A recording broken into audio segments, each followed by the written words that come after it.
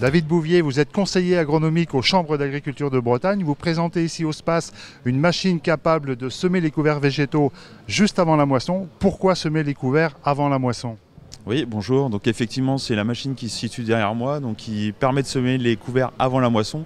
Alors pourquoi?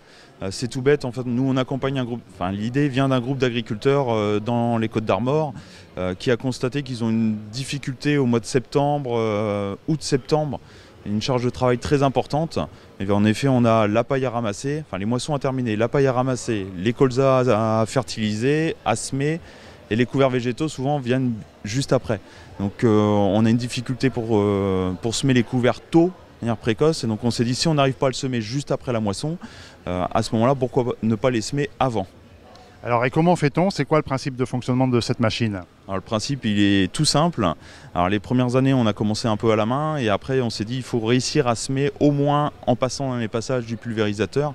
Donc les gars du groupe ils sont autour de 24 mètres. Donc il fallait trouver une solution pour semer des petites graines, c'est les espèces qui fonctionnent, donc comme de la facélie au moins à 24 mètres.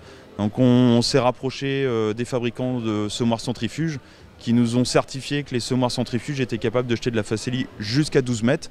Donc 12 mètres, il nous en fallait 2, 12 et 12. Donc on a demandé à un constructeur, les établissements devront nous fabriquer une rampe qui supporte 2 semoirs centrifuges qui jettent chacun à 12 mètres de la facélie et on permet de couvrir ainsi les 24 mètres. Alors un semoir qui jette de la semence, le problème c'est que là on cherche à semer. Alors est-ce que ça fonctionne? Parce qu'on envoie de la semence sur du blé par exemple ou sur de l'orge, on ne travaille pas le sol. Est-ce que ça va lever tout ça? Alors oui, ça va lever. Alors par contre, si on veut vraiment réaliser un vrai semis et non pas seulement jeter des graines, il y a des conditions, enfin il y a des règles à respecter, des facteurs de réussite très importants. Donc le premier d'entre eux, c'est surtout semer uniquement sur des parcelles propres. C'est-à-dire que comme on ne va pas travailler le sol, on ne va pas freiner les mauvaises herbes et il faut absolument que le jour du semis, donc quelques jours avant la moisson, la parcelle soit déjà propre. Ça c'est le premier facteur.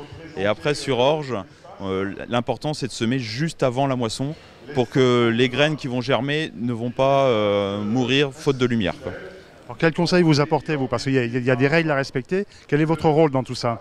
Alors le rôle, le mien et puis celui de la Chambre d'agriculture en général, c'est d'accompagner les agriculteurs.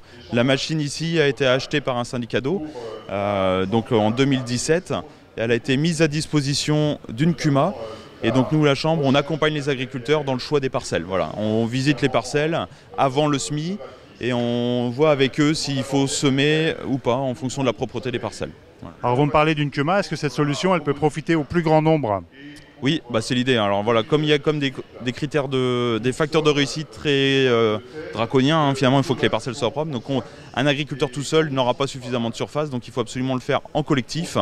Et en CUMA, voilà, l'année dernière on a fait 50 hectares quand on a eu la machine. Cette année on a fait 100 hectares, peut-être qu'on en fera 200 l'année prochaine.